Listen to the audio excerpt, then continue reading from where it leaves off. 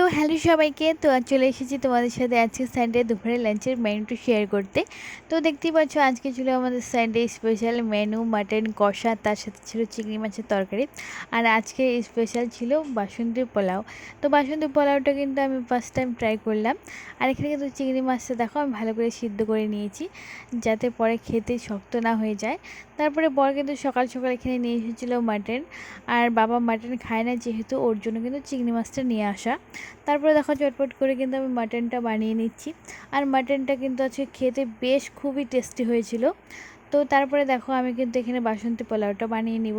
আর চালটা কিন্তু বেশ অনেকক্ষণ ভিজিয়ে রেখেছিলাম। তারপরে কিন্তু নুন, হলুদ, ঘি, আদা বাটা, লঙ্কা বাটা এইসব দিয়ে মাখিয়ে রেখেছিলাম।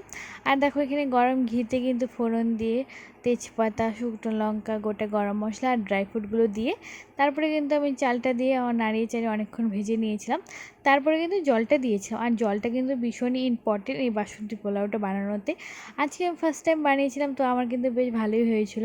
তো তোমরাও কিন্তু ট্রাই করতেই পারো। আর লাল লাল মাটন কষাটার তো কোনো কথাই হবে না, খুবই টেস্টি হয়েছিল। আর চিংড়ি মাছটাও কিন্তু বেশ ভালোই হয়েছিল। তো আজকে দুপুরে খাবারটা কিন্তু একদম জমে ক্ষীর, তো খুবই টেস্টি হয়েছিল। তো তোমরাও কিন্তু মাঝে সাঝে এরকম টেস্টি খাবার বানিয়ে খেতেই পারো।